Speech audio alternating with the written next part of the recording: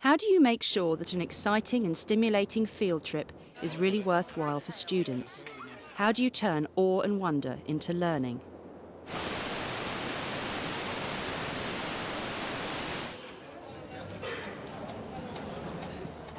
It's the Easter holidays, and Head of Geography Deborah Henderson has just arrived in Iceland with a party of 46 students from Weydon School in Surrey.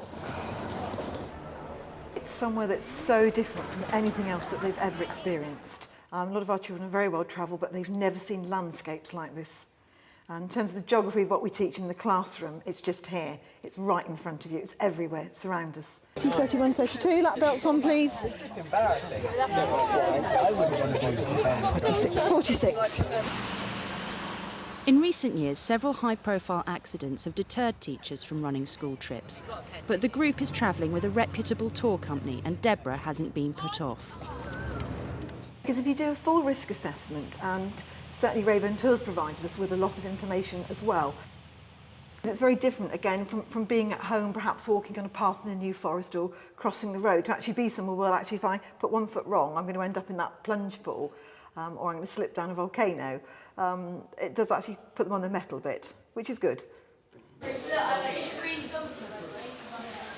All right, ladies and gents, we're going to be getting off here. We're at Thingville here. On the trip with Deborah is geography teacher Mark Sharman. And a little bit about that. You brief the students well before you actually get off the coach and before you go to places. They know what to expect as well, and actually it's not really a problem. Our head of department's actually been out here before, done a recce of all of the places, so you know what to expect when you get here, and you're also aware that you have to make decisions and change decisions when you arrive, so you're also making on-the-spot checks just to make sure that everything is okay. We're going to walk down to give you a really close view of it, but be careful, the path may well be quite slippery. There are handrails down, Stanley, and when we get to the bottom, there's some people down that we're not going to go onto that ledge, but it's far too slippery, far too dangerous. Now, behind me is one of Iceland's major tourist attractions called the Gullfoss waterfall. What do we call in geography where one particular thing attracts loads of people? Honeypot, well done, honeypot. What effects do you think large numbers of tourists will have here? Would there be more air pollution? Because with more people coming here, they'd need more transport to take them around. Loads of people are going to be treading all over the mountains. You have to build all the hotels for the people to stay in, and you have to organise the tour companies to take them around all the places. Yeah, okay, brilliant, well done. What do you think has been done, if we look behind us, to actually lessen the impact, A, of having huge visitor numbers, and B, the actual footpath erosion? What can we see? All the paths leading down have been tarmac to help stop the footpath eroding, and they've had ropes and barriers put so you cannot go on the grass and on the snow to help protect that. One of the Weydon students, Rachel, is keeping a video diary of her Icelandic learning experience. When we got there, we went over to the edge, and you could feel the spray coming up from the water. First of all, it was really good.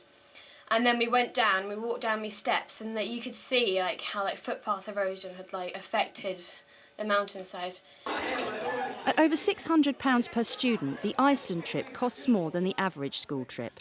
So how does Deborah make it affordable for students and their parents? So I tend to do the trips every 18 months to give them a long time to save up for. And I start talking about it in year 9. So if they opt for geography, they know the trip's available. So they do have a long time to save up for it. And we sort of do it in instalments as well to build it up. I think we need to be ready to go probably by about 9:15. There's definitely a buzz about geography in the school, and particularly that the older ones do talk to the younger ones. They've got younger brothers or sisters, and it is one of the trips that they all look forward to going on. You're going to run to the front, and you're either going to run to A, which is over here. It's the first night of the trip, and the learning hasn't stopped yet. Mark is running a quiz with an Icelandic theme. A or B. What causes the rotten egg smell in the water in Iceland? Is it not Dicky, A, sulfuric acid, or B, hydrogen sulfide?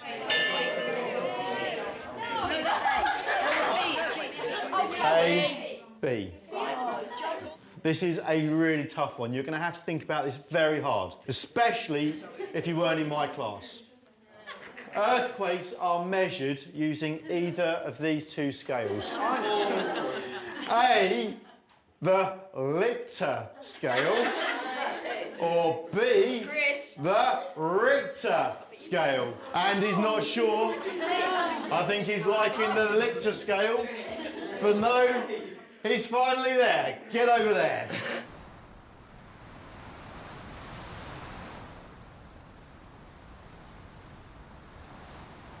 It's day 2 and the group are going to the island of Heimaey off the south coast of Iceland. They're going to experience an active volcano for themselves. The last time the volcano erupted was only 33 years ago, but perhaps more exciting than that, they're flying there in small planes.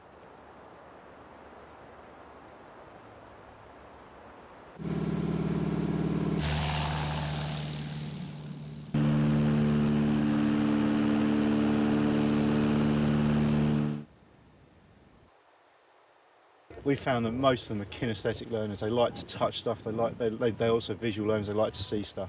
And so I think that the majority actually do prefer being out in the open and seeing this. Tell me what you feel. Whoa, well hot. It's really hot. Really warm. Any idea why you think it's warm? It's got nothing to do with the sun. Any idea why? Just the lava's still cooling. It is, well done. The lava is still cooling. Even though it erupted 32 years ago, it's still cooling down. And apparently the people on this island lived off the heat of this for the first 20 years. They piped water underneath this and then piped it to people's houses. Now it's not got anywhere near the heat that it had, but we can still feel it very, very warm. If it wasn't so windy up here, we could actually see steam and steam vents on the way up here. So look out for some on the way back, but it's a shame it's just so windy, but it's incredibly warm, isn't it? Well, that's why field trips are so good, because you actually see them. You see these things close up. You can look at photographs, you can see videos, but until you actually stand in front of one, you actually see where the lava has flown, has spread to, and had a look at sort of features associated with rivers which we've passed. The trip to the volcano has got the students thinking. So back at the hostel, Mark has set them an exercise. They must prioritise what islanders would do in the event of another eruption on Heimaey. The emergency committee in Reykjavik. Okay. I think probably alert the radio and television news. Right, so get the information out to as many people as possible. Yeah. You do need to remove machinery from fish processing because that's their main income, that's their main source of income. And you're going to need the roads to be able to get that stuff out. Because I know it's fairly close, but in that little town area, how would you get it out if you didn't have the roads actually available? So you'd have to keep all of that up and going. How are you going to be able to clear a road when there's a volcano? Of ash and things. If it's ash falling down, I presume you'd have bulldozers and things like that. But is ash a problem for like the big 4x4 things they have here? Yeah. Is it a real problem? Yeah, it's a good point. I don't know. This morning it's off to the world-famous Blue Lagoon for a spot of swimming and to feel the benefits of the geothermal landscape for themselves.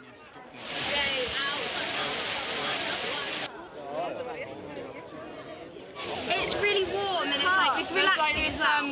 The gritty sand on the floor.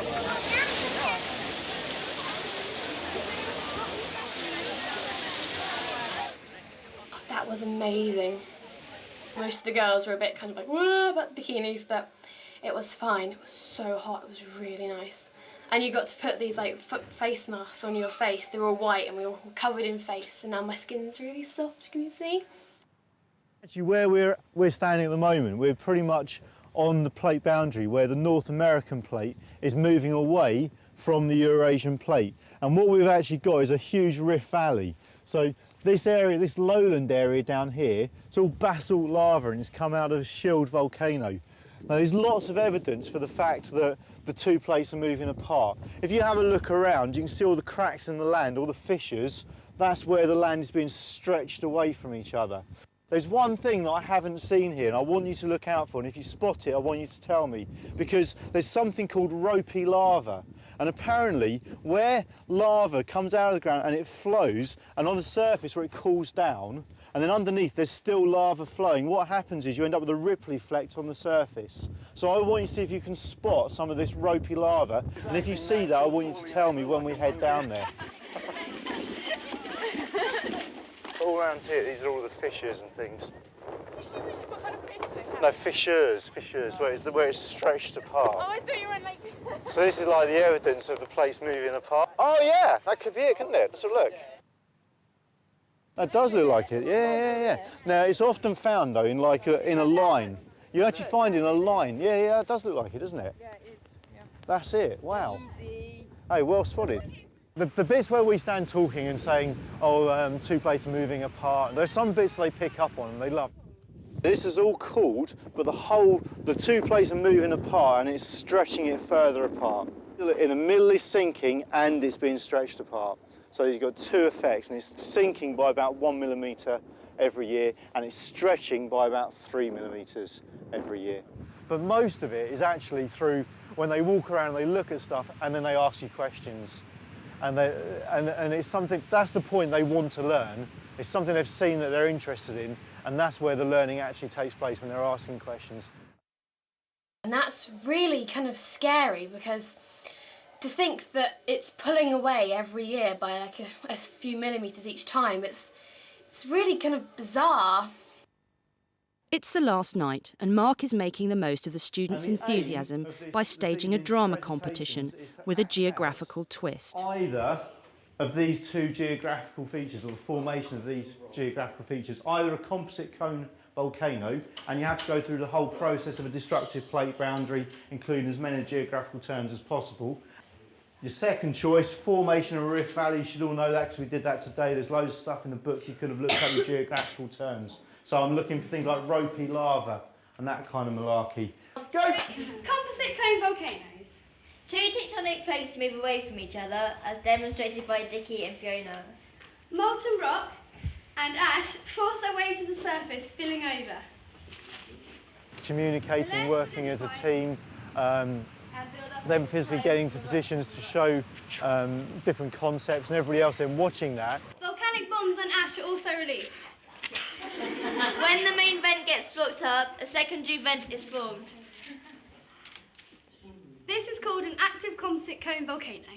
You also have where mistakes were made, people were sort of saying, oh, that bit's not right, and they need to do that instead. So there's learning going on, even where they made mistakes, people were picking up on things and moving things forward. The acting there, absolutely outstanding. I really like the way that you moved the person up and showed all the lava building up in layers. Thing you need to learn, composite cone volcano, destructive plate boundary, two plates moving together as opposed to moving apart. But apart from that little feature there, it's not bad. Well, it's supposed to be all snowy, like totally covered in ice because it's Iceland, you know. It's like the moon. They're so excited by it all. It just brings everything to life. I think the smells, being able to touch stuff, going up to the glacier, feeling it. I didn't think it'd be quite so big, really. I mean, it would be okay to live here, to see all this fantastic scenery. It'd be amazing, but it would get quite cold. They are just amazed at the type of landscape and also the culture, because again, it's very, very different. The fact that we're someone that's so remote, so cut off from anywhere else. It's been a really good trip. Yeah, it has been. It's been amazing. I'll remember it a lot better. Yeah, I think, now. Yeah, it will stay in my It's memory. more real. It's like once you've been there, you actually see it real life. Yeah. To give your students a taste of Iceland, check out the in-class TV programme called Iceland the Sights, which is available for download on the Teachers TV website.